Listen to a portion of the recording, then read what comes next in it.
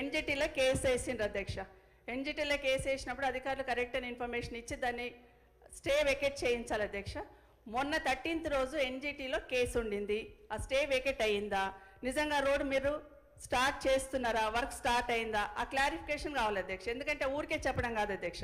13th రోజు case ఉండింది, అది వెకేట్ చేశారా, వెకేట్ చేస్తే ఎప్పటి నుండి స్టార్ట్ చేస్తున్నారు, వెకేట్ అయ్యిందా అనేది మీరు చెప్పండి అధ్యక్ష.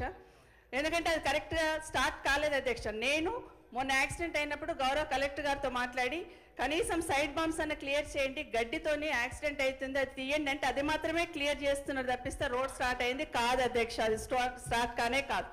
ఒకవేళ నిజంగానే చెట్లు తొలగించడానికి ఇబ్బంది ఉందన్నప్పుడు చెట్లు లేని దగ్గరన్నా రోడ్డు చేస్తామనన్నా క్లారిఫికేషన్ తీసుకొని ఎన్జిటి దగ్గర పర్మిషన్ తీసుకున్నా స్టార్ట్ చేయాలి అధ్యక్ష. మీకు తెలుసు అధ్యక్ష ఎన్ని యాక్సిడెంట్లు అవుతున్నాయి. దయచేసి ఆ రోడ్ మీద క్లారిఫికేషన్ అని గౌరవ మంత్రి గారిని కోరుతా ఉన్నాను అధ్యక్ష.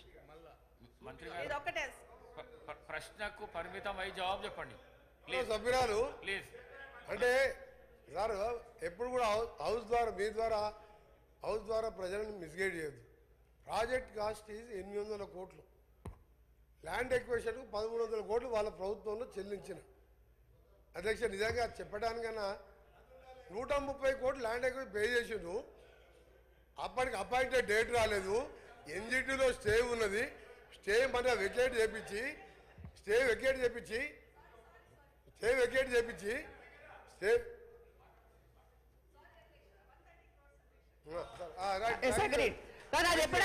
ఎప్పుడు చేస్తున్నారు సార్ అది చెప్పాలి అధ్యక్ష. అధ్యక్ష మీ ద్వారా ఒకటి అడుగుతున్నా, బిఫోర్ ఎలక్షన్స్ ల్యాండ్ అక్విజిషన్ చేసినాం కదా అధ్యక్ష, అది నేను క్లారిఫికేషన్ అడుగుతున్నాను.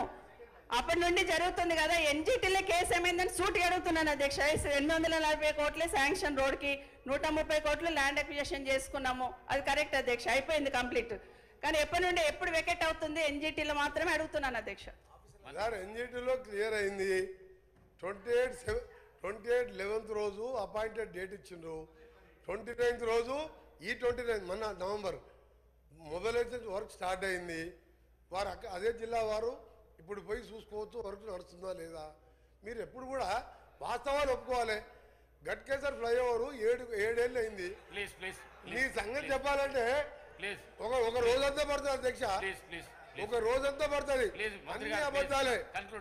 ఒక్క మంచి పని చేయకుండా రాష్ట్రాన్ని 100 ఏళ్ళ విధ్వంసం సృష్టించి వీళ్ళు ఓ రోజు బేడీలు వేసుకుంటారు.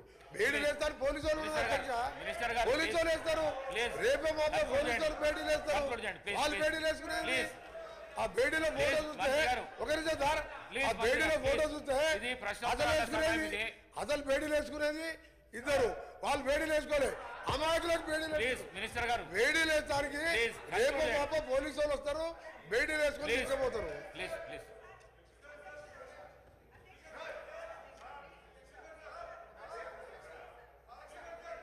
హరీష్ రావు గారు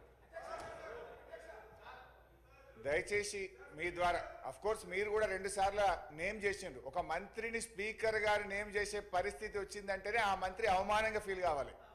ఎందుకంటే ఎలియా మినిస్టర్ పోయి పక్కన కూర్చొని అంగిబట్టి గుంజినా కూర్చుంటలేడు ఆయన పరిస్థితి అది. అయితే విషయం ఏంటంటే ఆయన ఇందాక ఎలియా మినిస్టర్ గారు డైరెక్ట్గా ఎవరి మీద ఆరోపణలు చేయొద్దని రూల్ బుక్ తెచ్చి చూపించాడు. ఇప్పుడు మంత్రి గారు లేచి కాళేశ్వరం కమిషను హరీష్ రావు అని చెప్పి మరి నా మీద ఆరోపణలు చేసిండు కదా.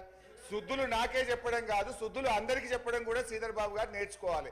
ఇప్పుడు ఆ విషయం కూడా మంత్రి గారు నా మీద చేసిన ఆరోపణల మీద చర్చ పెట్టండి, ఆన్సర్ ఇస్తా. మరి ఆయన వెంకటరెడ్డి గారి కమిషన్ లిస్టు చదవమంటే నేను చదువుతా. కాకపోతే నాకు విజ్ఞత ఉంది, నోటీస్ ఇచ్చి చదువుతా. దయచేసి వారు మాట్లాడినటువంటి అన్ని వ్యాఖ్యలు, ప్రశ్నకు సంబంధం లేని వ్యాఖ్యలన్నీ కూడా సభ రికార్డుల నుంచి తొలగించాలని మీ ద్వారా కోరుతున్నా.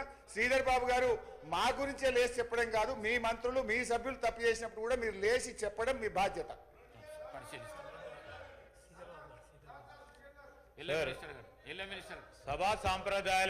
సభా సాంప్రదాయాలకు సంబంధించి రూల్స్ ప్రొసీజర్కి సంబంధించిన అంశం విషయంలో మేము వారికి కూడా తెలియజేస్తామని అధ్యక్ష.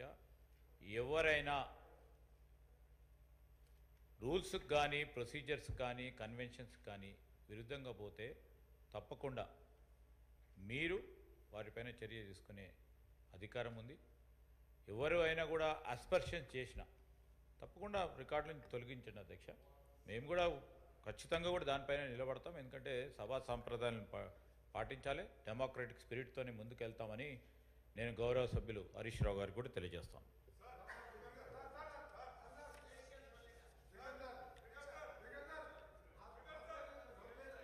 సమయం 11 అయ్యింది.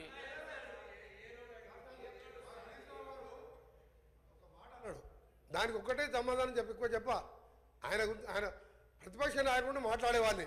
ఈ పిల్లలతో ఏం మాట్లాడతాను సార్? ఈ పిల్లలతో మేమే మాట్లాడు సార్.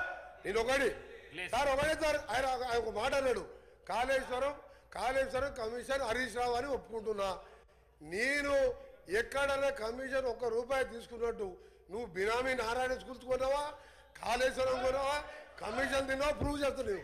నా మీద ₹1 నా రాజకీయ జీవితంలో రెడీ కాదు.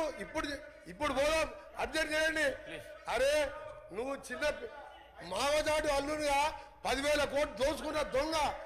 వీళ్ళు మాట్లాడు అధ్యక్ష నా గురించి నా మీద.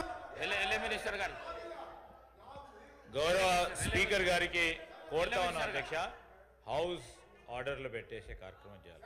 ఎవరైనా ఏ ఆస్పర్సెన్స్ అయినా అటు నుంచి వచ్చినా ఇటు నుంచి వచ్చినా సార్ వీఆర్ వెరీ క్లియర్. మనం సభా సాంప్రదాయాలను పాటించాలా.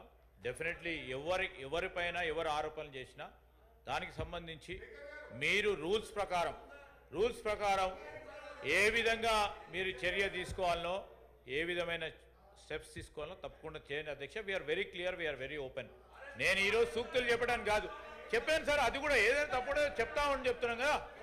ఈరోజు నేను హరీష్ రావు గారికి కూడా చెప్తా ఉన్నాము, వారు చేసినా మీరు చేసినా ఎవరు చేసినా which is against the principles of legislature should be. ఆ స్టేట్మెంట్స్ కానీ అది కానీ definitely we will definitely sir. నేను కాదంటే నేను చెప్తా ఉన్నాం కదా. We're not. సమయం 11 అవుతున్నది. ప్రశ్నోత్తరాలలో రెండే క్వశ్చన్స్ అయినాయి.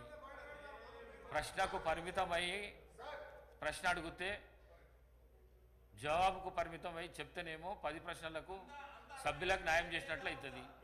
ఈ విధంగా అయితే చేయలేము మేము. దయచేసి కోమటిరెడ్డి వెంకటరెడ్డి గారు మాట్లాడిన